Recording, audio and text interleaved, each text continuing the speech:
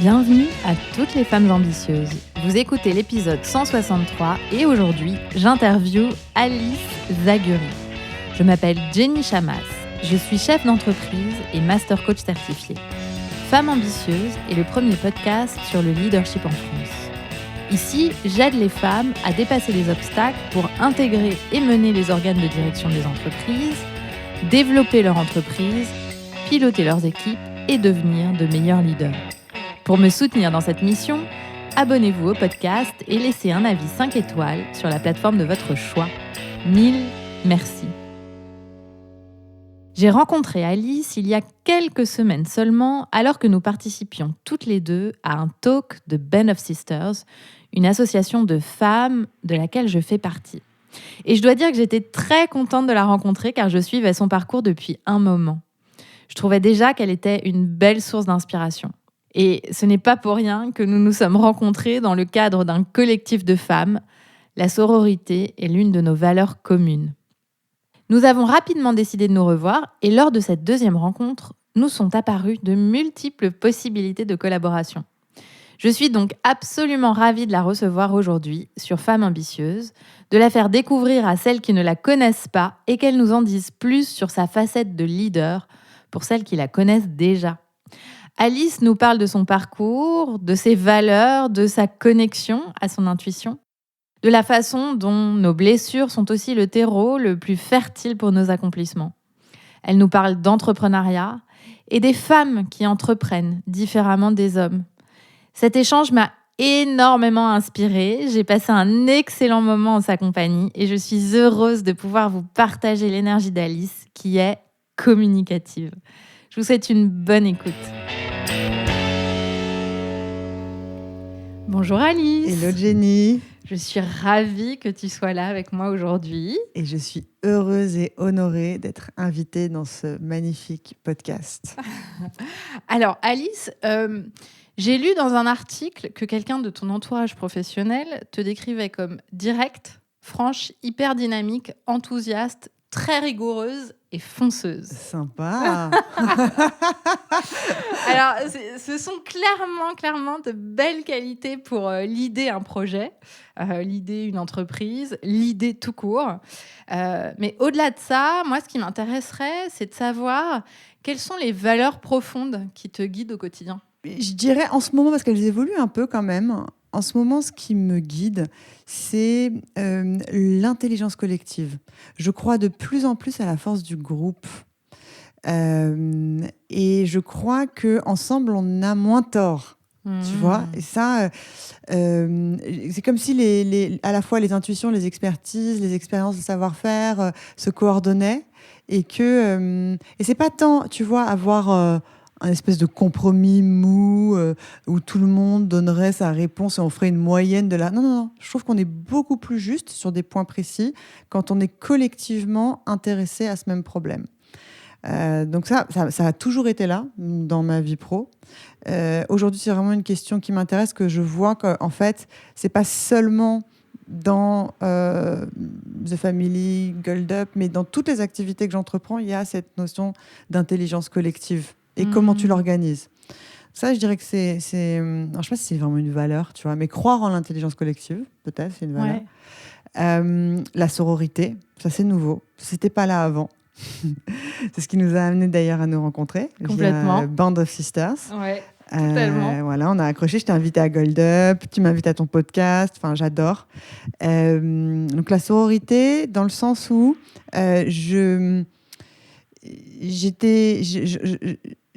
j'ai toujours compté sur une forme alors j'allais dire fraternité, mais sur une forme de solidarité, quelle qu'elle soit en fait, quel que soit le genre, entre personnes qui poursuivent une mission qui a l'air un peu plus difficile que la moyenne, hein, quand on entreprend, quand on est entrepreneur, on a un projet, un rêve, etc. Donc on a besoin d'être solidaires les uns des autres pour pouvoir aller plus vite ensemble. Et puis c'est vrai que très vite est arrivé le constat que, en fait, il y a des groupes où que la magie se passe et parfois c'est un peu dysfonctionnant pour certaines personnes puisqu'elles vont pas se sentir appartenir au groupe, tu vois. Mais ça, il m'a fallu du temps pour réaliser que la sororité était quelque chose d'important pour moi. Enfin, on pourra y revenir. Voilà, donc intelligence collective, sororité. Et puis quoi d'autre comme valeur qui compte? Voilà, moi j'attache beaucoup d'importance à la créativité. Pour moi, s'il n'y a pas de créativité, on s'ennuie. J'ai besoin d'être toujours proche des créateurs et dans la créativité, les deux. Et comment tu cultives, toi, ta créativité au quotidien, du coup? Comment je cultive ma créativité? Pour moi, c'est très très large, hein, la créativité. C'est pas forcément tu dessines, hein, d'accord?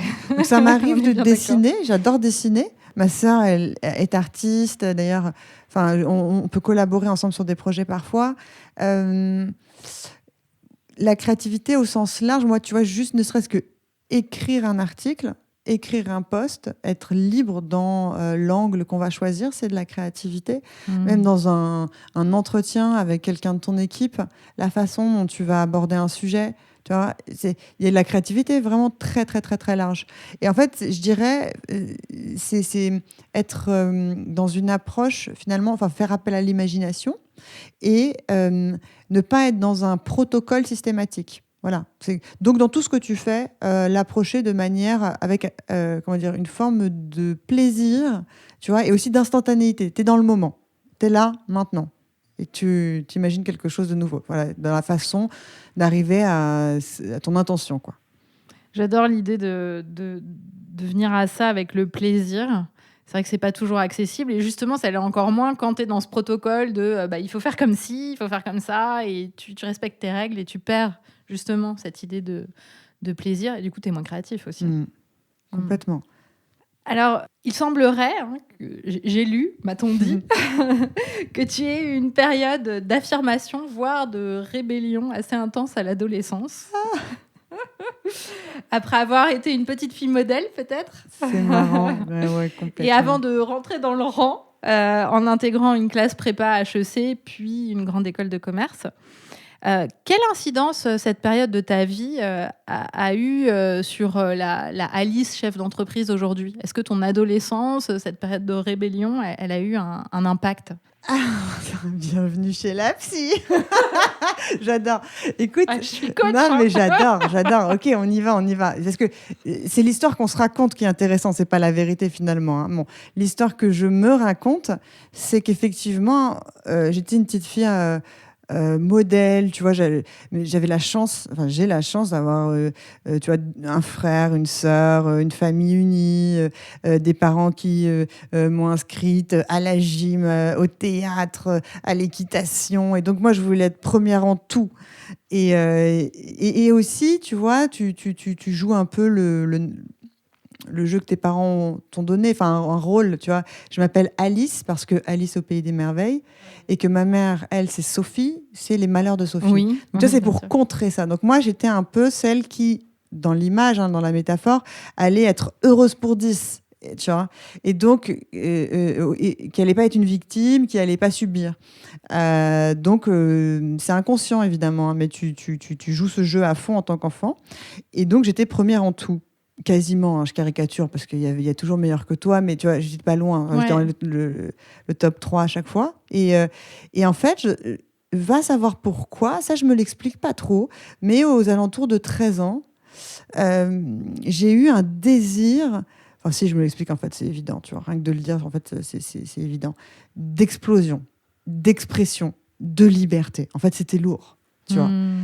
Peut-être, hein, mais moi je me souviens juste de ce désir de liberté vers 13 ans. Peut-être c'est un mélange hormonal aussi, tu as envie de découvrir d'autres mondes, de vibrer. Je me souviens de me dire, j'ai besoin de vibrer. Et je passe de première de la classe à menacer de redoublement, à virer du collège. Oui, c'est violent, totale, quoi. C'est très violent. Et je me souviens aussi de me dire, j'ai une fenêtre de tir, parce que tu vois, mon père me disait toujours, elle fait sa crise d'ado. Et donc, j'avais quelque part le droit, parce que c'était un moment qui était balisé. Tu vois, t'as le droit, c'est la crise d'ado, ça va.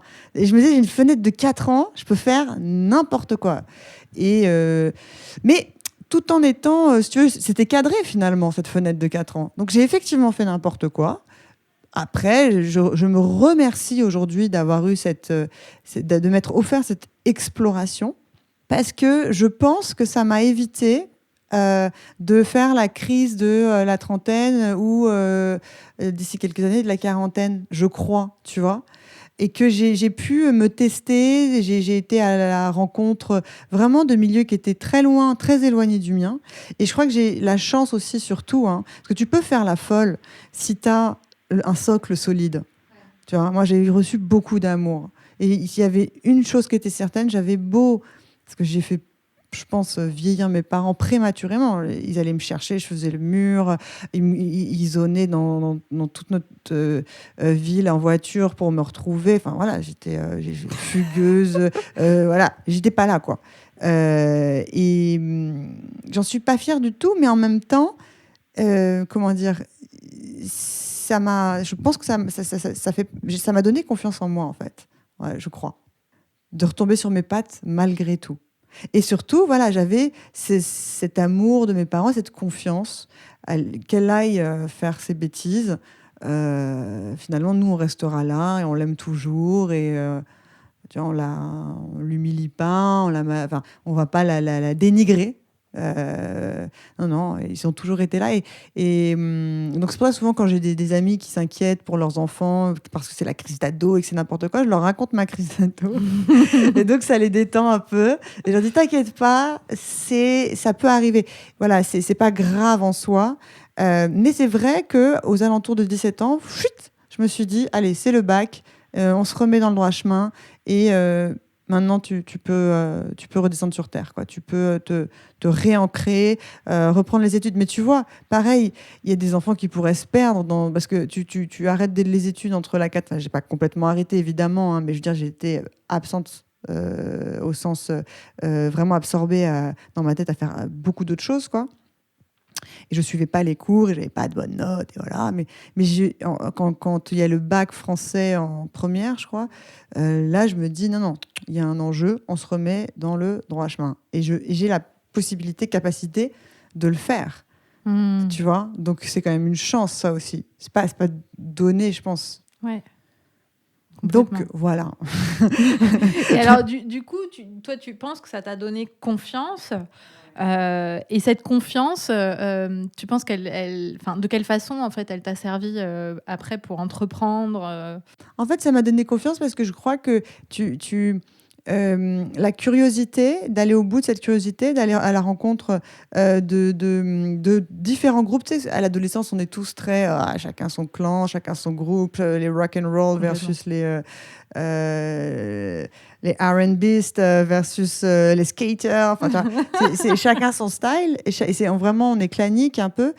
Et moi, je me souviens de prendre du plaisir à aller voir tout le monde et à me faire des amis un peu partout et à m'exercer comment dire, à être dans l'empathie. C'était vraiment quelque chose que j'avais envie instinctivement, que j'avais envie de développer. Et en fait, ça m'a aidée parce que tu vois, quelque part, le mouvement qui va me mener à monter ma boîte, c'est d'abord et avant tout de me retrouver dans un milieu dans lequel je ne suis pas forcément attendue. Tu vois, c'est un milieu très conforme uniforme plutôt. Tu vois, il n'y a qu'une certaine partie de gens, c'est-à-dire c'est toujours des tech, jeunes, blancs, qui bidouillent des trucs dans leur coin. Et c'est à peu près tous ça. Et ça ne me fait pas peur du tout. Au contraire, j'ai beaucoup de curiosité et beaucoup d'intérêt. Et c'est ça qui va je pense qu'il va m'aider tout au long, même aujourd'hui, tu vois, à chaque fois qu'il y a des nouveaux sujets qui émergent, ou tu vois, le projet par exemple de Gold Up, d'accompagner les femmes, en fait, c'est cette capacité à ne pas écouter ton milieu et faire confiance à ce que tu ressens. C'est-à-dire que mon milieu, c'est un milieu très tech, très ambitieux, très start-up, scalable, comme on dit, tu vois, yes. Et qui va pas forcément tenir compte des problématiques des femmes. Alors, j'en suis une, donc ça me met quand même un pied dans la porte. Hein. Mais il y a une forme, pas de condescendance, mais d'incompréhension, tu vois, quand ils comprennent pas. Et donc, moi, je suis un peu caméléon, je suis au milieu de ce groupe, et donc je pense un peu comme eux. Et il faut que je me détache de la pensée de mon groupe et ça, j'en suis capable parce que j'ai déjà fait plein de fois, en fait, tu vois, ce saut-là. Et donc, je dirais que c'est ça, voilà, que je suis fière. C'est comme une corde à ton arc que t'as en plus parce que tu as cette expérience d'avoir fait une crise d'adolescence un peu dure. Félicitations à tes parents, by the way. Un truc qui m'interpelle, et du coup, j'aimerais bien avoir ton point de vue là-dessus. J'ai l'impression, et c'est peut-être une impression qui n'est pas juste, que tu ne pâtis pas du syndrome de la bonne élève, vu en fait l'audace que tu as démontrée sur ton parcours. Qu'est-ce que tu en penses, toi ? Alors, c'est marrant. Je pense qu'il y a ce que les gens perçoivent et ce que tu crois que tu es et ce que tu es. Enfin, tu vois, il y a beaucoup de différences. Et que souvent, on m'a dit, on m'a renvoyé l'image d'être très, de donner cette impression d'être très forte ou, tu vois, quelque chose de presque, souvent on m'a dit masculine d'ailleurs, ou de ne pas avoir de... ce que tu m'as dit, c'est... le syndrome de la bonne élève. Le syndrome de la bonne élève, voilà. Et en fait, si... C'est simplement que je ne sais pas trop le montrer. Ça, c'est différent. Et je ne saurais pas trop à quoi c'est dû, mais tu vois... je crois que mes émotions ne sont pas lisibles d'entrée de jeu. Ça veut dire que ça fait de moi quelqu'un qui va bien agir dans une période d'urgence. Je fais preuve de sang-froid. Ça, je le sais. J'ai eu plein de moments où ça a été des moments, voilà, vraiment, on va dire, il y a eu des turbulences et où j'étais là, sur le pont, et je fais le job. Et je gère les émotions. Donc, dans ces moments-là, c'est cool. Mais dans le quotidien, tu vois, ne pas réussir à montrer ce qu'on ressent vraiment et à quel point c'est la tornade à l'intérieur, mais tu vois que ça ne se voit pas. Du coup, ça donne cette impression de ne pas avoir le syndrome de la bonne élève. Mais en fait, si, comme tout le monde, je l'ai. Et puis, je l'ai intériorisé aussi, vachement, tu vois, cette envie de bien faire, cette envie de réussir pour soi d'abord, mais d'avoir... bien sûr, ça me touche quand on rate des projets, ça me touche quand on vit un échec, tu vois. Si, je l'ai, ce truc. Ouais. Et alors... Quand on regarde l'audace, est-ce que, enfin, moi j'ai le sentiment de l'extérieur que tu fais preuve d'audace. Qu'est-ce qui drive cette audace? Qu'est-ce que tu en penses? Je pense qu'il y a une forme d'inconscience, quand même, tu vois, une forme d'insouciance. Donc, entre quelqu'un qu'on pourra dire de visionnaire ou quelqu'un d'irréaliste, finalement, la frontière, tu vois, elle est très, très ténue. C'est les éléments extérieurs du contexte et des résultats qui ne t'appartiennent pas, qui jugeront si tu es de l'un ou de l'autre côté de la barrière.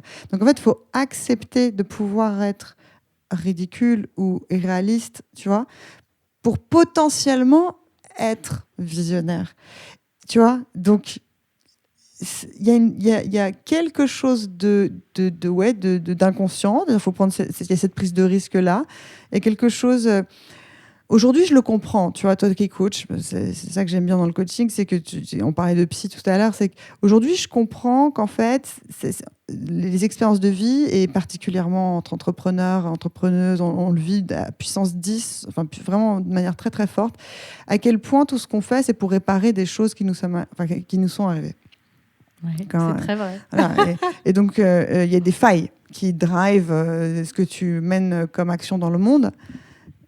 Et tout ça pour dire par rapport à ta question, qui est de savoir si on a... sur l'audace. Voilà, exactement, pardon, excuse-moi. Sur d'où vient cette audace. Quelque part, moi, chez moi, et ça je le découvre aujourd'hui, hein, parce que c'est pas quelque chose que j'avais forcément compris, mais quelque part chez moi, il y a l'envie de prouver, évidemment, que je suis capable. Et peut-être un ressenti, c'est pas la réalité, mais un ressenti de manque de reconnaissance à un endroit, la sensation d'avoir été un peu comment dire, qu'on n'avait pas placé beaucoup d'ambition. Mais c'est complètement en construction. C'est une construction d'enfant, ça, tu vois. Ouais. C'est pas, genre, j'en veux pas du tout à mes parents, etc. Mais il y a une faille, il y a un endroit qui me pousse, qui m'a poussé à agir. Et que aujourd'hui, dont je prends conscience aujourd'hui, et je la calme, tranquille. Mais je trouve que c'est une super façon de le dire, que effectivement, probablement, ce sont nos failles qu'on découvre au fur et à mesure de la vie, de la découverte de soi, en fait, qui drive nos actions, nos missions et finalement notre pouvoir créateur. C'est quand même assez fascinant comme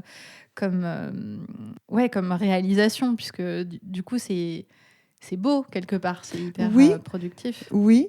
Mais et ce qui est difficile, c'est que en fait, c'est un peu comme l'image d'une fusée. C'est-à-dire que ces failles, c'est le premier moteur. C'est ce qui fait que tu décolles. Ça t'emmène dans la stratosphère. Une fois dans la stratosphère, tu lâches ton premier moteur. Il ne te sert plus à rien. La fusée se défait de son premier moteur. Et là, il y a quelque chose, tu sais, on peut être attaché on va pas lâcher son trauma, parce que son trauma, c'est ce qui nous a aidé à avancer. Et s'il est temps, là. En fait, tu as fait le bout de chemin, ça y est, c'est bon, tu as prouvé, tu as monté ton truc, il y a des gens qui aiment, ça a un certain succès. Et maintenant, il faut lâcher. Ça y est, tu es prête. Et là, c'est dur, parce que tu t'es attaché à ta faille, à ton trauma, ou tu vois. Et il faut se réinventer, et il faut trouver d'autres moteurs, et la vie avance, quoi. Et c'est ça que j'apprécie dans le coaching, tu vois. C'est cette capacité à regarder objectivement ses failles, à accepter qu'elles fassent partie du chemin, et à être dans ce jeu de l'introspection. Il y a quelque chose qui m'a beaucoup manqué justement dans l'entrepreneuriat des startups, tech, etc., que j'accompagne, c'est le fait que c'est pas forcément...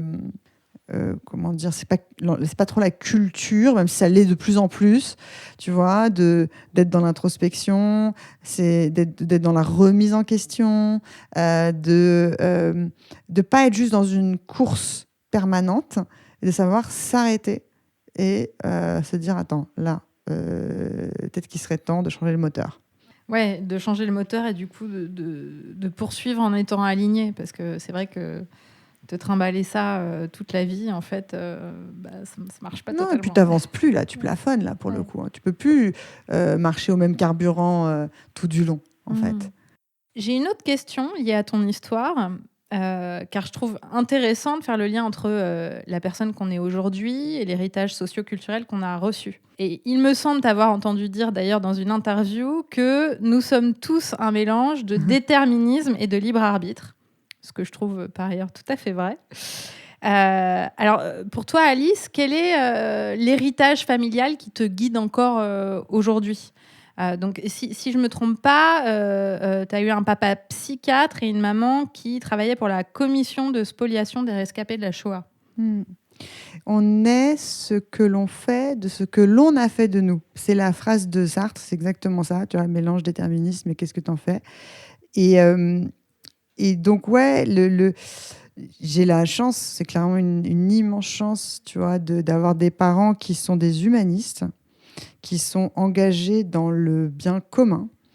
Mon père, il est psychiatre des hôpitaux, et en plus avec une dimension médiatique, parce qu'il est connu dans son milieu, dans la mesure où il est l'expert psy des tueurs en série, donc l'expert psy auprès des tribunaux des gens les plus dangereux, quoi.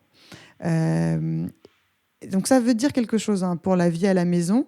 Ça veut dire que quelque part, il y a une proximité de la dangerosité. Il y a quelque chose, tu vois, à la maison, on ramène des récits compliqués.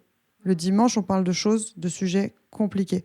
Et ma mère, par ailleurs, dans son travail à la commission de spoliation des Juifs de France, c'est-à-dire qu'elle rencontre tous les jours des gens qui ont des histoires familiales extrêmement douloureuses, puisqu'ils ont soit subi, soit échappé, c'est les enfants, les petits-enfants de la Shoah. Et il ne s'agit pas de dédommager de ce qui a été commis sur les vies humaines, mais de dédommager sur les biens.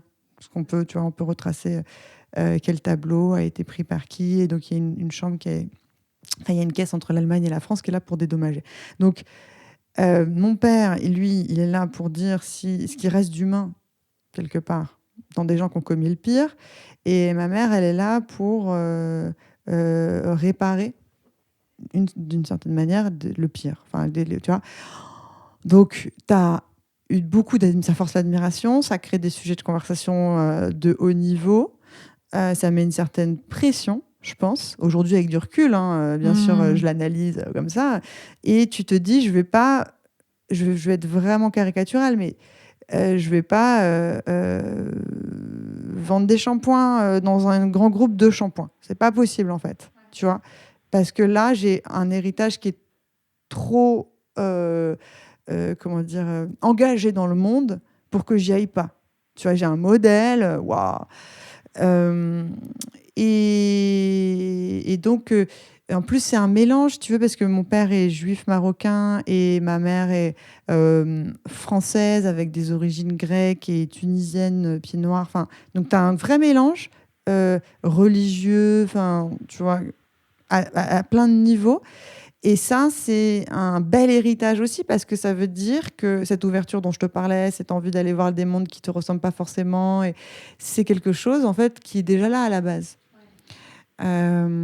Donc ça, quand tu viens de là, je crois que tu n'as pas envie de faire moins bien. C'est normal, hein, ça c'est la...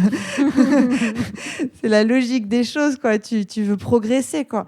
Et avec ces ingrédients, bonjour, parce que je pense que ça met la barre assez haut, quand même. Et je pense qu'on est 3 enfants, mon frère comme ma sœur, on a pris cette pression-là.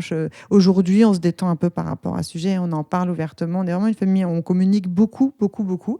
On partage nos névroses, on se raconte, voilà, et puis quand l'un va mieux, ça va avoir un impact sur les autres. Enfin, tu vois, moi j'ai entrepris une démarche d'aller voir une psy chaque semaine, ça fait plusieurs années. Tu vois. Et en fait, j'ai senti que ça a fait du bien aussi autour de moi, dans ma famille. Donc, on va pas tout se raconter, mais on communique beaucoup sur notre santé mentale, notre, tu vois, désir d'être dans le monde. Il y a beaucoup de bienveillance, quoi. Et ça, je dirais, c'est aussi quelque chose qui nous entoure. Alors, j'ai la chance d'avoir des parents qui sont encore amoureux, ensemble, solides. Ça, c'est génial. C'est magnifique. c'est magnifique. Donc voilà, je sais pas si c'était la question, mais je t'ai raconté tout. Si, quelque part, tu nous réponds que cet héritage familial, oui, il te guide encore. Et en même temps, tu t'en affranchis, comme tu disais, dans le sence où aujourd'hui, c'est moins une pression. Là, je te raconte évidemment tout ça d'un point de vue admiratif, enjolivé.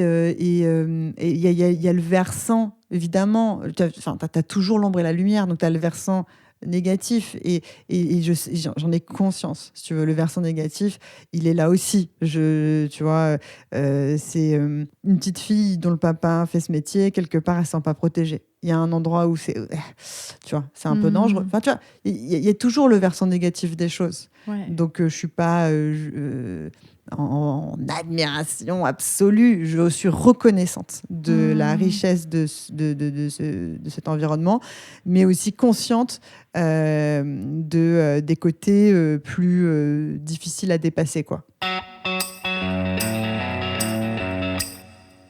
Alors, ton premier projet entrepreneurial, si je ne me trompe pas, était lié à l'art numérique. Et il me semble et tu nous as dit tout à l'heure que tu as une sœur qui est artiste. Et moi, je suis curieuse de savoir si ton amour de l'art te guide encore aujourd'hui dans ta vie d'entrepreneur. Et si oui, de quelle manière ? Alors, l'art, en fait, c'était une manière de commencer, démarrer professionnellement dans la vie, pas en tant qu'entrepreneur, mais tu vois, je suis à peine diplômée d'école de commerce. J'ai, en tant que stagiaire, travaillé dans la galerie Emmanuel Perrotin. Après, j'ai travaillé dans des collectifs d'artistes ou dans des agences de design. Donc, je voulais être proche de la créativité, je voulais être proche de ceux qui imaginaient visuellement les choses, qui rendaient les marques jolies ou qui allaient carrément faire des œuvres d'art. Enfin, tu vois, je voulais être proche des créatifs ou des artistes, enfin, une grande famille des créatifs, quoi. Et en fait, de fil en aiguille, un peu par hasard, je me retrouve à travailler pour une asso qui doit créer un incubateur d'artistes et d'ingénieurs. Là, c'est comment est-ce que tu mets dans une même pièce avec un même objectif, sur un même projet, des gens avec des backgrounds complètement différents. Et c'était le 104 qui faisait cette commande à Silicon Sentier, qui était l'association pour laquelle je travaillais, où la volonté, c'était vraiment, on va mélanger des gens qui n'ont pas les mêmes façons de penser, qui n'ont pas les mêmes compétences. Forcément, ça va amener des choses intéressantes. C'était une mission. Donc moi, je suis rentrée sur sous l'angle, je m'intéresse à l'art, au marché de l'art et à la création en règle générale. Je suis chef de projet sur cette mission où on va préconfigurer en fait cet incubateur. Et donc, je m'intéresse à qu'est-ce qui fait les conditions de l'innovation. Donc, on va regarder les modèles émergents. Donc, tu as tous les Fab Labs, on est en 2008-2009, ce qui commence seulement à arriver, hein, les lieux où il y a des machines pour fabriquer un peu en libre service. Et puis, tu as le MIT Media Lab, qui pour le coup, qui existe depuis plus longtemps et qui est un modèle dans la façon d'accompagner des populations complètement différentes, tu vois, et de faire des projets ensemble. Et de là émerge évidemment plein de savoir-faire sur comment est-ce qu'on crée les conditions de l'innovation. Tu as des hackerspace. Alors ça vient avec plus la tech, Internet, et c'est des hackers qui se retrouvent de manière un peu plus organique, moins organisée officiellement, dans des espaces pour bidouiller ensemble. Tu as des laboratoires. Enfin, voilà, tu as plein de modèles comme ça qui commencent à émerger. Puis tu as les modèles d'accélérateur. Et c'est ça que moi, je vais voir qui dans cette dans cette recherche que je mène pour le 104, finalement, je vais découvrir les modèles d'accélérateur et je propose à ma boss de l'époque de faire la même chose, mais que pour des startups pour le coup, parce que je vois bien l'application, l'intérêt, et voilà. C'est comme ça que ça démarre. Ok. L'art, si tu veux, en fait, donc du coup, va assez rapidement disparaître, tu vois. Et aujourd'hui, quand même, ce qui est bien, je suis contente, c'est que je le cultive à travers mes relations. C'est-à-dire que j'ai beaucoup d'amis artistes et c'est hyper important pour moi parce que c'est des gens avec qui je me sens bien. C'est une donnée importante. Et je vois d'ailleurs dans les groupes de start-up ou d'entrepreneurs qu'on accompagne, les artistes, il y a un truc en plus, quoi. Il y en a pas mal chez Gold Up, des nanas qui sont artistes et veulent devenir leur propre manager d'une certaine manière, quoi. Et donc moi, voilà, j'aime beaucoup les profils artistiques. Top. Alors, avant qu'on parle plus en détail de ce que tu fais précisément avec Gold Up, j'ai une question sur un peu ton rythme et ta dynamique de travail. Tu renvoies l'image de quelqu'un de très énergique. Quel est ton secret, en fait, pour garder un niveau d'énergie élevé, pour trouver les ressources, même quand tu as des moments de vulnérabilité et c'est quoi ton équilibre ? Alors, bon, je vais rassurer tout le monde. C'est pas facile du tout de garder un niveau tu vois, d'engagement, de productivité, etc. D'autant plus, et je le dis pas du tout parce que on est sur ton podcast qui est principalement écouté par des femmes, etc. Mais d'autant, compte tenu des injonctions qui nous sont données, tu vois, nous les femmes. Et je vais te dire, moi, plus j'avance, parce que j'ai démarré la boîte, j'avais 29 ans. Enfin, j'ai démarré vraiment l'entrepreneuriat, j'avais 29 ans. Aujourd'hui, j'en ai 36. C'est plus la même histoire pour nous, les femmes, dans ces âges-là. Tu vois, c'est pas la même pression. Et c'est pas les mêmes injonctions que nous, on vit versus les hommes. Moi, il y avait un truc qui m'avait vraiment choquée, c'est la prise de conscience dans tous les milieux Tu vois, enfin, que ce soit à The Family, clairement, si tu prends mon top 20 de boîtes, les hommes ont tous des femmes qui ont des boulots stables et donc ils ont une situation stable et elles s'occupent du foyer. Versus, tu prends les nanas, c'est pas la même histoire. Soit elles ont dû batailler pour que leur mec accepte de jouer un rôle avec lequel c'est pas facile parce que c'est pas évident de devenir du jour au lendemain le gars qui va aider sa femme entrepreneur quoi, et qui va gérer les gosses. Soit elles sont solo pour la plupart, soit en fait leur boîte elles l'ont montée avec leur mec, tu vois. Donc c'est pas la même histoire du tout déjà. Et souvent j'ai été invitée, tu vois, à faire des voyages avec des groupes d'entrepreneurs vraiment high level, plein de groupes que je nommerai pas, mais à chaque fois, je me retrouve dans la même situation où tu vois les mecs, y a une femme qui s'occupe de tout à la maison, et tu vois les nanas, c'est pas la même histoire, quoi. Non, c'est pas la même histoire. Donc voilà, donc déjà, on pose ce contexte-là. Donc, moi, j'ai très vite pris conscience qu'il fallait que je sois équilibrée dans ma vie personnelle pour garder l'énergie tu vois, au bon endroit et d'être alignée. Et c'est marrant parce que ça commence pas par un mec, pour le coup, parce que je trouve que ça se commande pas de tomber amoureuse ou tu vois, de rencontrer la bonne personne. Enfin, j'ai l'impression, hein, après, mais que ça ne m'appartient pas. En revanche, l'amitié, ça m'appartient. Enfin, j'en suis plus maîtresse, on va dire. Et il y a 3 ans, j'ai eu quand même un wake-up call où je me suis dit, ma fille, c'est pas possible. Tu peux pas travailler non-stop, ne pas avoir de life, vivre en mode célibataire avec ton chat, avec toute la pression que tu prends. Si t'as pas des zones d'amitié solide, d'existence avec de l'amour inconditionnel, tu vois, qui te ressource. Ta famille, c'est bien. Ton travail, ok, mais et enfin, ta famille, c'est pas celle que tu as construite, c'est cette famille d'où tu viens, tu vois. Et donc, qu'est-ce que tu peux créer? Et cette prise de conscience qui m'amène à, OK, considère vraiment la zone de l'amitié. Et j'ai commencé à investir des temps avec des gens, des femmes principalement, que j'aimais, que je considérais comme des copines, mais en fait, il fallait que je leur donne plus de place pour qu'elles rentrent dans ma vie et pour qu'on crée des relations, des liens sur lesquels l'une comme l'autre on puisse compter en fait. Et ça a été tout un travail et c'est marrant parce que c'est venu au même moment où je me suis engagée dans tu vois, créer des groupes de femmes qui s'entraident dans l'entrepreneuriat via Gold Up. C'est une prise de conscience qui va ensemble en fait, parce que malgré tout, tu vois, même si, et je les aime tous, les entrepreneurs de The Family, bien, à la fin des fins, ils m'appellent pas le week-end pour savoir qu'est-ce que je fais. Et c'est comme ça. Tu vois, c'est pas méchant, mais c'est comme ça. Il y a une forme de distance, quoi. On va pas créer cette espèce d'hyper-familiarité qui peut y avoir très naturellement, beaucoup plus naturellement, avec leur père. Et il y a un moment donné, tu te dis, bon, ok, il faut que moi aussi, j'ai un cocon solide. Et donc, à ce moment-là, c'est devenu une évidence. Donc, voilà. Donc, pour moi, je dirais, la ressource, l'énergie, elle vient de ton équilibre personnel.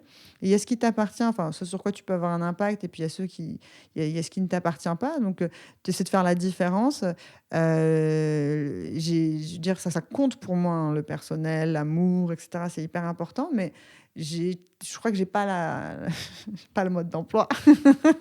Je crois que personne ne l'a. J'ai pas le bon fascicule, tu vois. Ça marche pas bien. Du coup, j'ai essayé de m'engager, de m'investir sur des zones pour lesquelles je pouvais me fier à mon instinct ou l'amitié et dédier des temps. Et je suis heureuse parce que, tu vois, j'ai réussi là, à me créer un cercle d'amis que je peux appeler n'importe quand, n'importe quelle heure. Et elles, pareil, elles le savent. Et on peut compter les unes sur les autres et on se tire vers le haut. On se fait du bien. D'ailleurs, vraiment, c'est important. Enfin, on respecte nos moments quoi, dans l'agenda. Voilà. Et c'est différents groupes. c'est différentes nanas.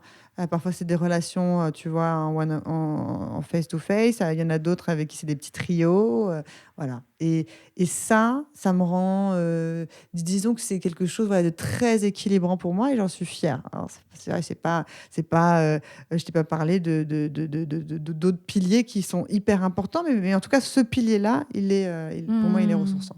Top. Et alors, du coup, qu'est-ce qui t'a amené à cofonder The Family et puis ensuite Gold Up? Est-ce que tu peux nous en parler? Donc, The Family, si tu veux, il y a pareil, tu connectes les raisons a posteriori, d'accord? Au moment où je crée The Family, je suis frustrée. Pourquoi? Parce que j'ai créé un accélérateur en France. Je suis employée de cette association, mais tu vois, je suis limitée parce que je suis dans un environnement qui n'est pas indépendant, qui dépend forcément donc à l'époque, c'était la région Île-de-France, de fonds européens, et puis d'une culture associative. Or là, on accompagne des entrepreneurs, des start-upers. Il serait temps quand même que on aille chercher des gens qui ont la culture business. Ok, et il y a quelque chose un peu de cathartique aussi de passer du public au privé. Enfin, mais quand je veux dire, c'est symptomatique de la France, hein, que très souvent l'innovation, tu vois, on l'accompagne de manière publique. Et c'est pas forcément un cadeau tout le temps. Je dis pas que c'est pas bien dans l'absolu. De toute façon, il y a aucune règle dans l'absolu, tu vois, sur ces questions-là qui soit réelle. Mais moi, je trouve qu'il y a trop de proximité systématiquement entre le public et l'innovation. Tu vois, les environnements publics et l'innovation. Et que nos entrepreneurs, ils ont plutôt besoin, au contraire, d'être dans le bain du business le plus rapidement possible et surtout pas que franco-français mais très ouvert à l'international. Donc je suis frustrée parce que je suis dans cet environnement-là qui pour moi n'est pas aidant pour ces boîtes-là vu parce que je regarde un peu les startups qui se lancent à l'international et je me dis ok bon le niveau il est là. Donc, si on veut être là, il faut s'émanciper. Donc, voilà, c'est ça qui va faire qu'on lance. Mais ça, c'est dans la continuité du moment. Aujourd'hui, a posteriori, ce que je comprends, en fait, avec la création de The Family, c'est aussi qu'on parlait de failles et de qu'est-ce qui te pousse et quels sont tes drives pour faire les choses que tu fais. Moi, il y a un truc plus profond, c'est l'envie de donner la chance à n'importe qui de pouvoir s'exprimer dans la matière et de faire ses preuves et de réaliser ses rêves. Voilà. C'est ça l'entrepreneuriat. Hein. J'ai un rêve, j'ai un projet, j'ai envie de créer. Et grâce à Internet, grâce à les outils, grâce à de nombreux outils, ça va plus vite aujourd'hui qu'hier. Et il y a besoin en plus de moins d'argent qu'hier pour pouvoir lancer sa boîte. Donc, toi, tu as des facteurs contextuels qui permettent, mais tout ça sont des moyens. Mais à la fin, ce qui nous intéresse, c'est quand même qu'il y ait des gens qui s'émancipent par la création, l'expression. Et c'est ça, The Family, c'est ça qui nous unit, on va dire, Nicolas, Oussama et moi, c'est qu'on se retrouve avec nos personnalités complètement différentes sur ce même point-là, qui est l'entrepreneuriat est une porte d'entrée vers l'expression de soi et vers l'émancipation de gens. Et en plus, tu vois, il y a cette notion de, comment dire, il y a plein de choses qui me plaisent, moi, parce qu'il y a un rapport à la matière.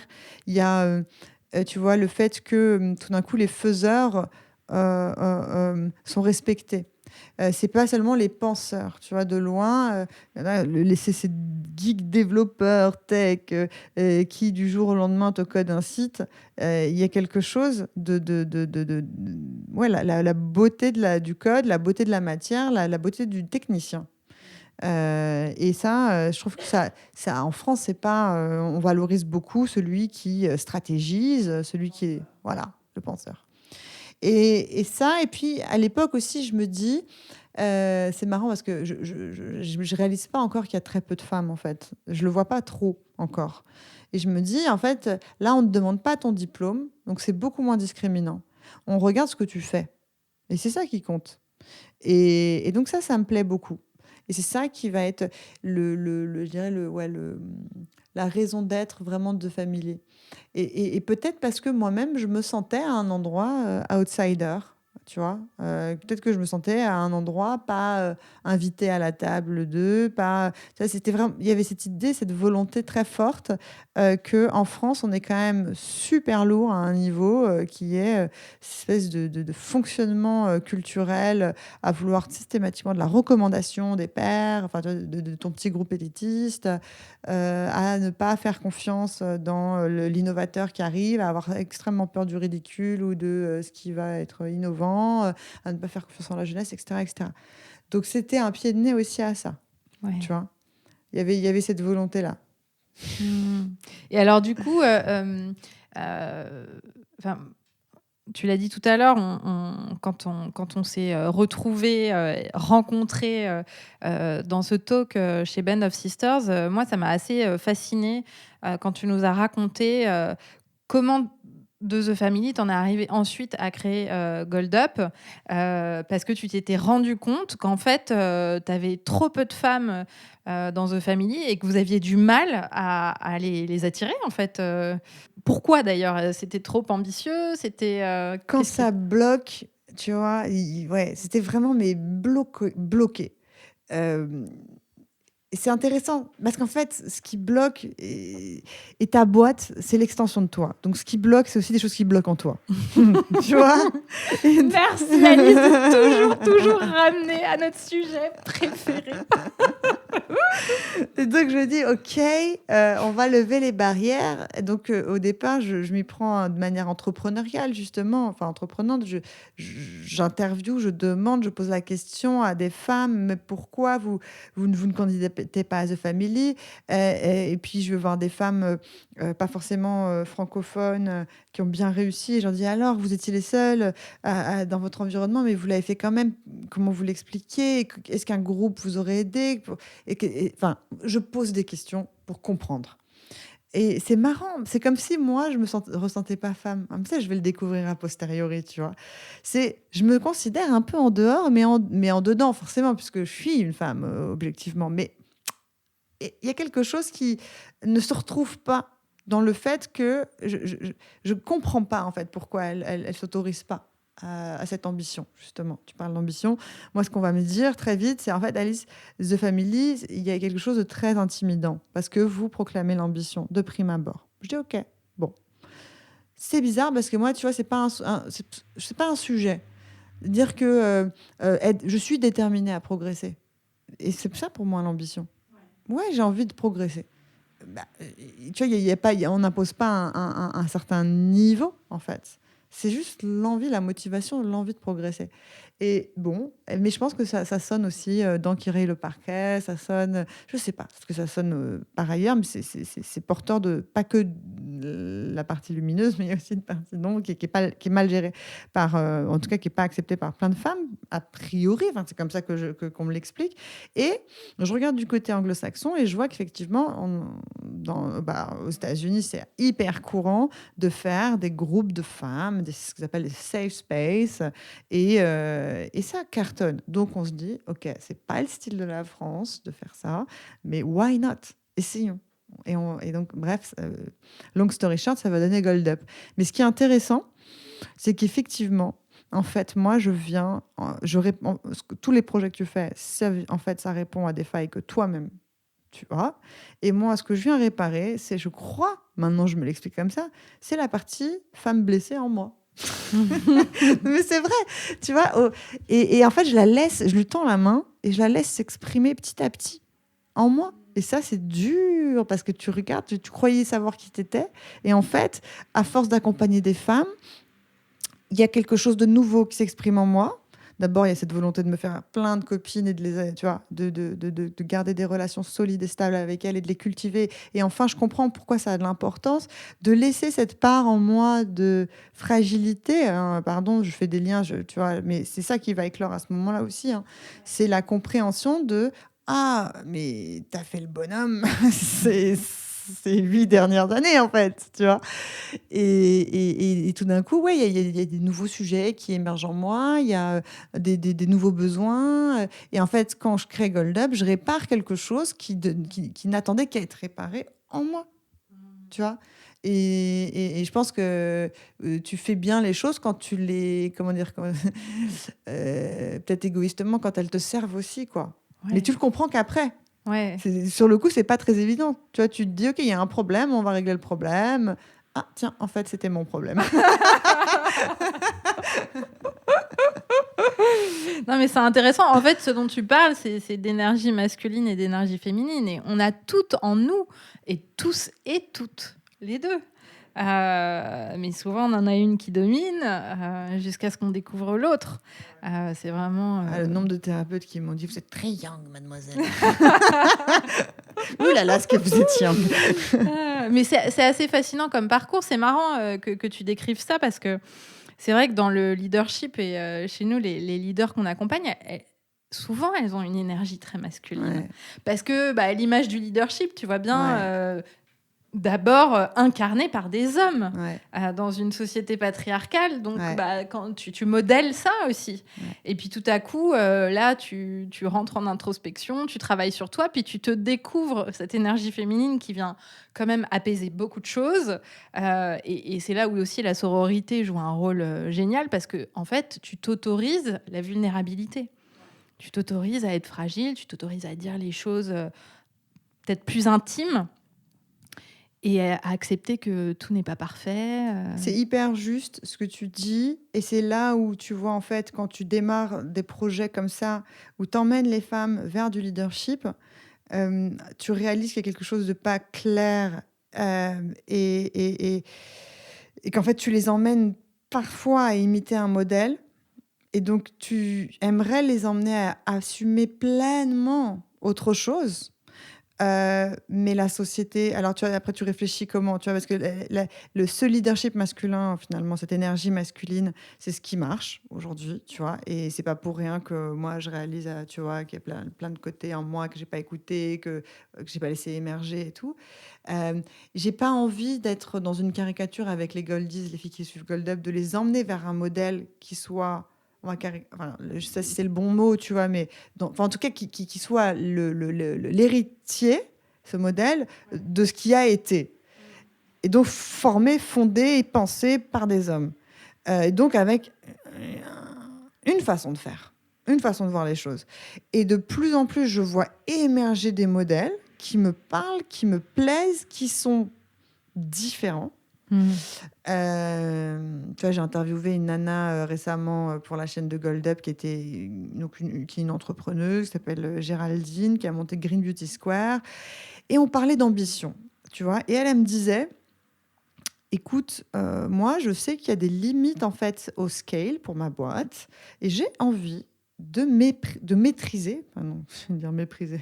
Au contraire, elle a envie de maîtriser l'amour, le SAV, quoi, tout le care qu'elle peut donner à sa communauté. Et son produit, c'est un produit physique, c'est une marque de cosmétiques bio.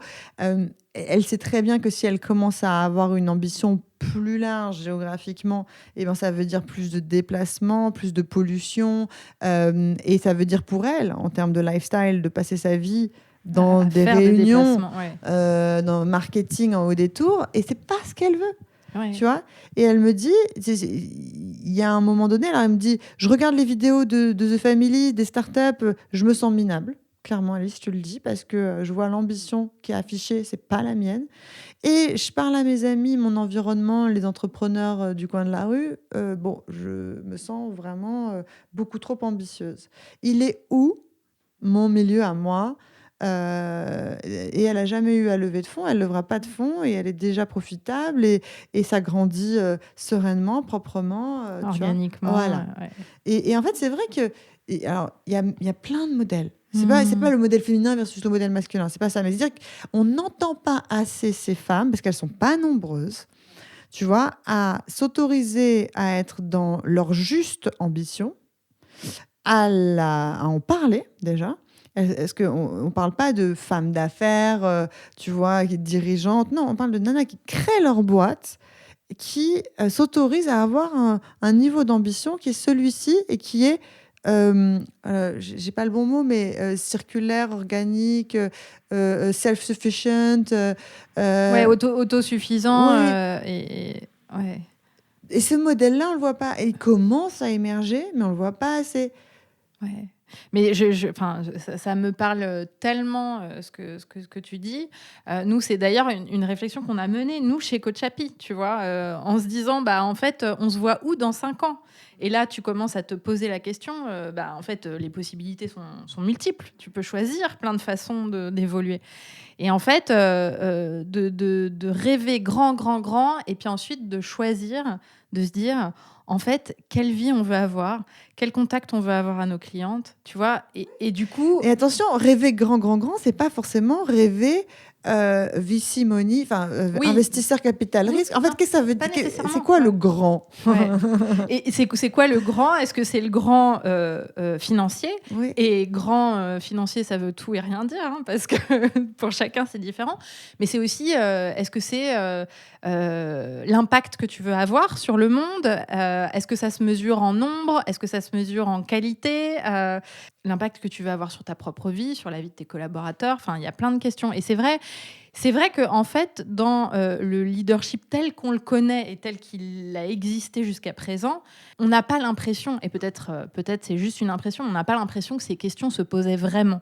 Et pour moi, les femmes sont celles qui les posent, et d'ailleurs à juste titre, parce que je pense vraiment que le monde en a besoin. On a besoin de se poser ces questions-là. Je vais ramener à autre chose, tu vois, mais par rapport à nos cycles, tu vois, parce qu'on parle de circulaire, d'organique, etc. Ouais. Mais par rapport à nos cycles, moi, je me souviens d'une médecin qui m'avait dit, Alice, tu dois prendre conscience que tu ne dois pas prendre des décisions hyper importantes ou placer des réunions super stratégiques dans le moment où tu as tes règles. Ça n'est pas possible. Elle me le faisait, et je me disais, mais quand même. Mais de quoi elle me parle? Attends, mais sérieusement, je me disais, sérieusement. Et après, tu réalises que la société se serait donc montée sans tenir compte de mes cycles. Évidemment. Tu vois, mais oui, en fait, il faut respecter ça. Tu vois, il faut tenir compte de notre façon de la façon dont le corps fonctionne. On ne peut pas être en mode croissance permanente. Nous, on ne fonctionne pas comme ça. On n'est pas câblé pour ça. Non. Exactement. On est en mode cyclique. Donc, et ne serait-ce que tenir compte de ça, pour moi, ça a été une révolution. Dans ma tête, je me suis dit, OK, d'accord, il faut tout revoir, en fait. Il faut vraiment repartir de toi. Ouais. Plutôt que d'essayer de coller à un modèle. Puisque ce modèle n'a pas été pensé du tout. Donc ça, c'est un exemple. En fonction de toi. Ouais. Et on essaie de te faire coller à ça. Non, tu vois, forcément, tu vas sacrifier des parties de toi. Forcément, il y a des voix en toi qui vont être très frustrées de ne pas pouvoir s'exprimer. Ouais. Ouais, et en même temps, c'est fascinant. Il y a un côté un peu frustrant de se dire, mais mince, ça n'a pas été pensé pour moi. Et en même temps, il y a un côté ultra excitant de se dire, mais en fait, tout est à inventer. Oui. Et du coup, et là, on repart sur les entrepreneurs, justement, que vous accompagnez chez GoldUp. Du coup, qu'est-ce que vous faites vraiment chez GoldUp? Donc, chez GoldUp, c'est un format où tu suis une masterclass qui dure 8 semaines. Donc, c'est 8 chapitres qui sont disponibles quand tu veux. D'accord, c'est en ligne sur une plateforme.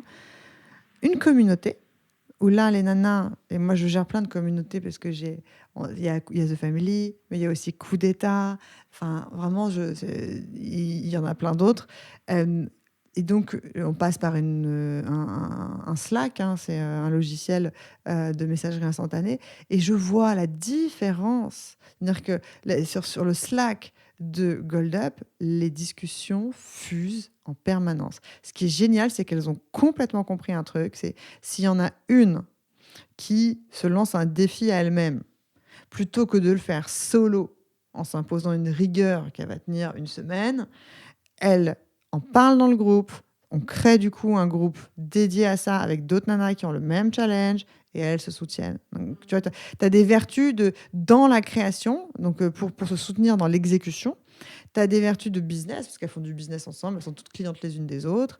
Et puis, tu as des vertus plus d'un point de vue moral, parce qu'en fait, ça, c'est systématique. Quand il y en a une qui en a marre, qui n'en peut plus, qui se décourage, bon, bah, tu en as toujours une autre qui est là pour la remonter. Donc ça, c'est l'aspect communautaire. Et puis nous, on organise 4 fois par mois des rendez-vous, donc des super interviews avec toi, par exemple, des interventions d'experts et des moments où on organise l'entraide entre elles. Donc c'est du savoir, la communauté et des rendez-vous mensuels.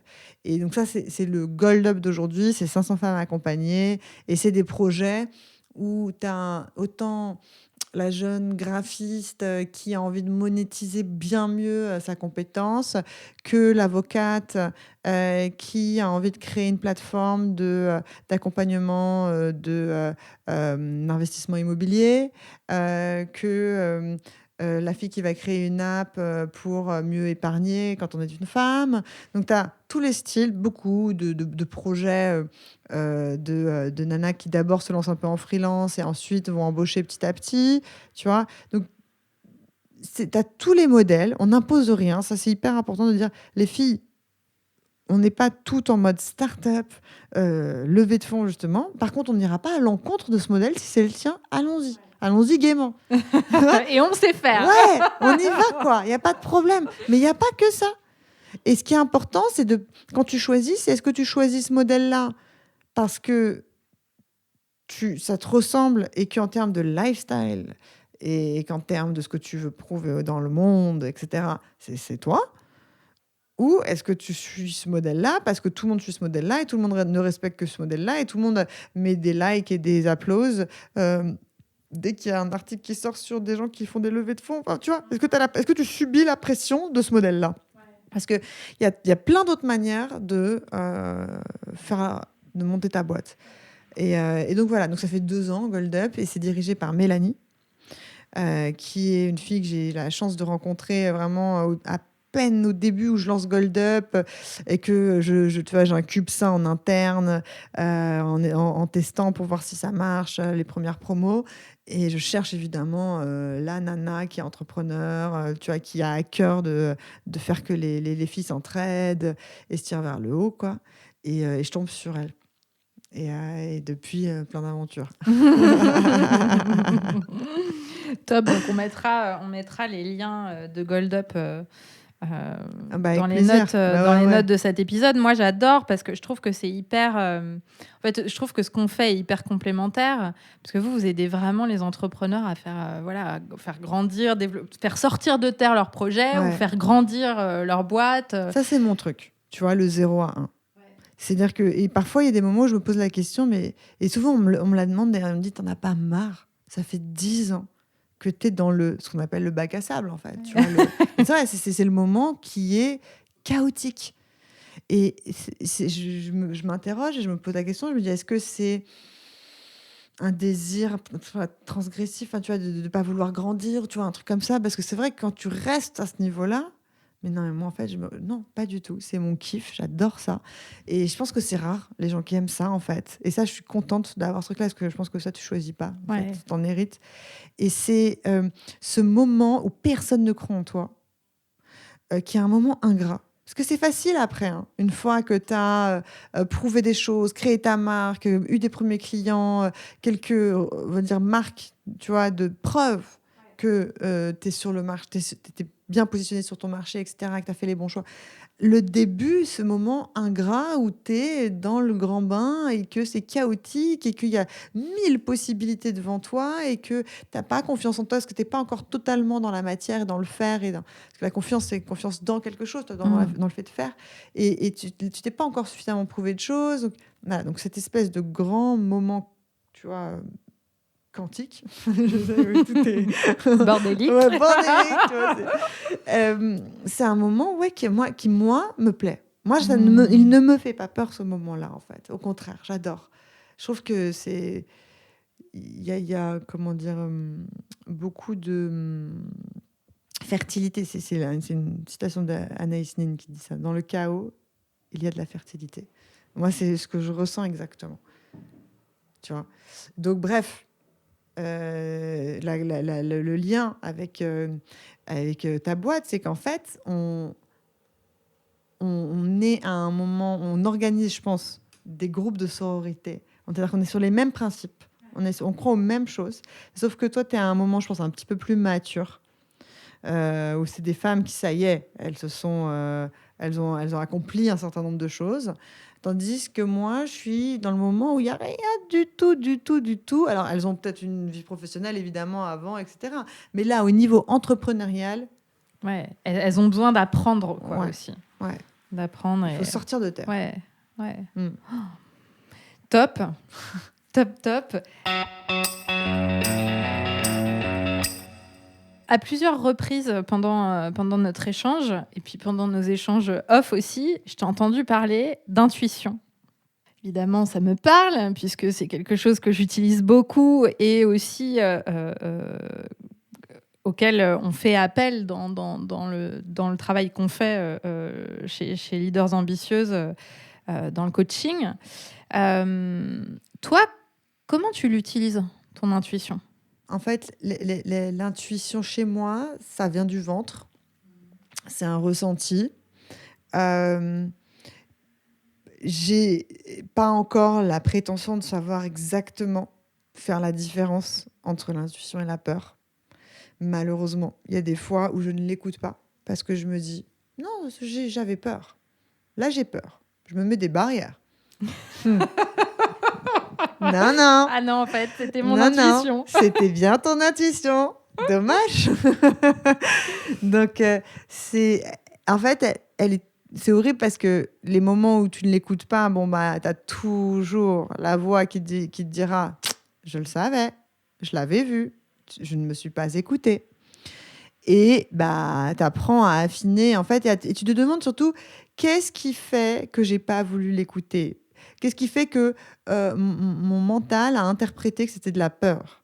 Mais en fait, mon mental m'a joué un tour ici.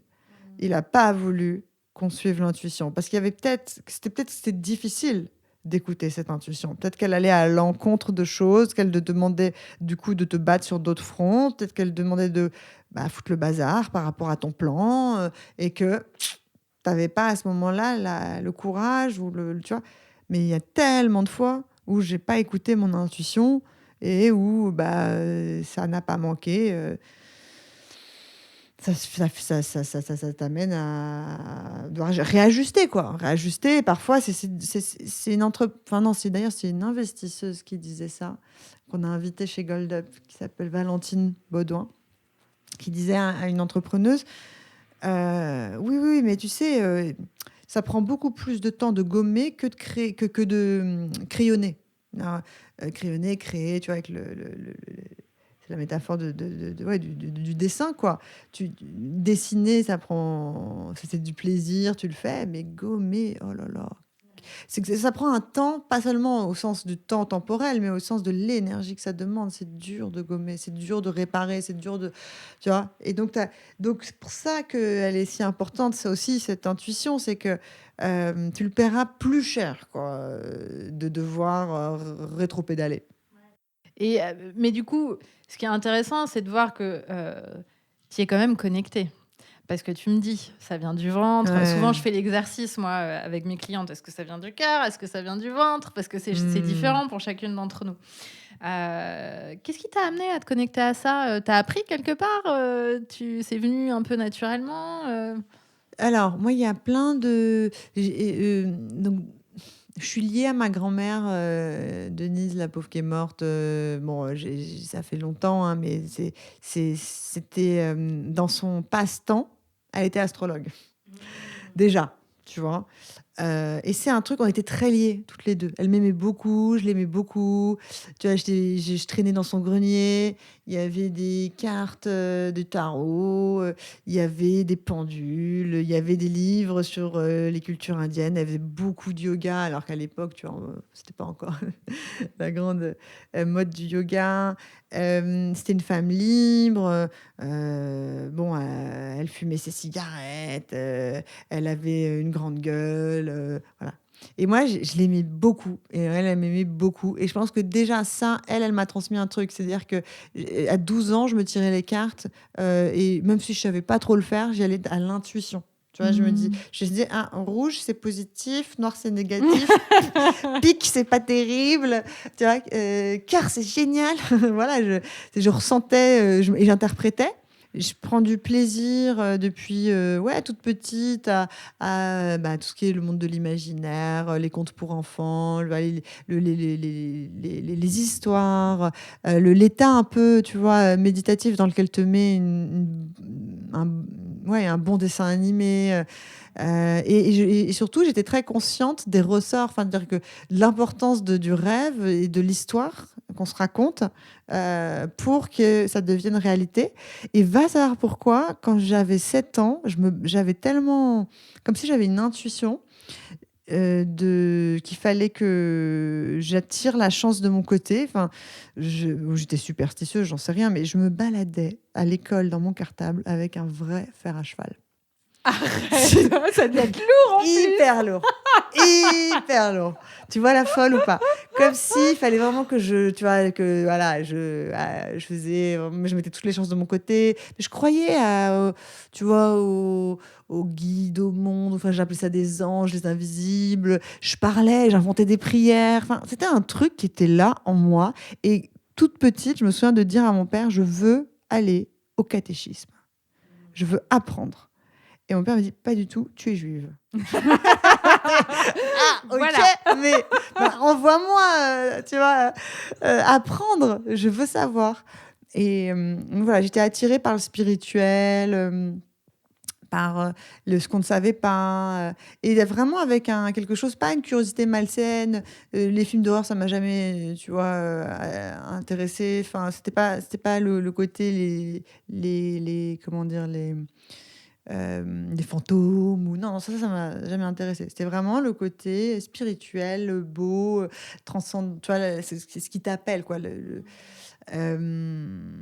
Et donc c'est pas quelque chose que j'ai, enfin, comment dire, même si tu vois, j'ai un père médecin, c'est pas forcément quelque chose que c'est quelque chose que j'ai complètement accepté, moi, que j'ai un peu imposé autour de moi. Et c'est vrai que parfois on m'appelle la sorcière. Et puis en plus, tu vois, il y a les grands cheveux et tout. Et donc j'aime bien ce qui se passe en ce moment, tu vois, parce qu'il y a des mouvements qui affirment ça. Parce que je pense qu'en fait, on l'a toutes, mais qu'on l'exprimait moins parce que c'est mal vu, parce que c'est complètement, je sais pas, anti-cartésien, quoi, en fait. Ouais. Sauf que ce qu'on oublie de dire quand même, c'est que beaucoup de grands leaders de notre temps font appel à des astrologues, Bien sûr. Enfin, voilà, tout ça c'est un peu caché, mais, mais sauf que ça existe. Ouais. Et surtout, c'est pas l'élément unique, c'est un des éléments, quoi. C'est-à-dire qu'en fait, c'est simplement, il s'agit pas de dire la vérité est de ce côté. Il s'agit de dire, n'oublions pas ça aussi. Il y a pas et que l'intuition, on continue d'essayer d'expliquer ça, mais on sait toujours pas vraiment encore comment l'expliquer. Enfin, c'est comme une espèce de super intelligence immédiate qui a la réponse, mais qui passe pas par le cerveau, mais qu'il faut écouter, hein, parce que elle sait. Voilà. Bon, bah, ouais, c'est quoi? C'est de la magie? Ouais, on n'a pas les réponses sur tout, mais voilà, moi, j'ai toujours écouté ça. En fait, j'accepte de ne pas être dans l'explication du pourquoi. Si tu cherches le pourquoi, tu n'as jamais fini, hein. Mais d'être plus dans accepter le ressenti et comment on avance, tu vois. C'est-à-dire que sinon tu peux rester longtemps bloqué sur et d'ailleurs, les débats un peu stériles vont être sur la question du pourquoi c'est faux, pourquoi c'est vrai, pourquoi c'est n'importe quoi. OK, on peut longtemps rester là-dessus, sinon on peut accepter ce qu'on ressent et se demander qu'est-ce qu'on en fait, comment on avance avec ça. Et ouvrir une porte et voir ce qu'il y a derrière aussi. Ouais. Très juste. Les sorcières. Et puis, il y a un bouquin extraordinaire. Je pense que toutes les auditrices, elles ont dû en entendre parler déjà, mais je leur dis ici, qui fait beaucoup de bien, qui est Femme qui court avec les loups. Et il fait beaucoup de bien, parce que là, il est vraiment dans le sujet de ce dont on parle. C'est justement, ça n'est pas une explication rationnelle, c'est un ensemble de contes qui datent souvent vraiment il y a très très très longtemps, et qui parle de la femme et de la figure de la femme, du rôle de la femme. Il y a plein d'archétypes, et c'est raconté par une psychanalyste mexicaine, hyper bien. Et en fait, je pense que c'est un livre qui se lit et qui se relit et qui se relit, parce que ça vient faire écho à cette part en toi, je pense, tu vois, cette intuition qui sait des choses, mais qui n'a pas forcément les repères, ou tu vois, pour se faire confiance. Et ce bouquin, moi, il m'a fait beaucoup de bien. Donc voilà, je le recommande pour apprendre justement à s'écouter. Parle beaucoup de l'intuition, et il te donne aussi des archétypes, et des archétypes féminins. En fait, on est toutes la grand-mère, la petite fille victime qui se fait avoir, la jeune séductrice. Voilà. Il y a des contes avec tout le monde, et ça parle à toutes ces parties-là de nous, et je trouve que ça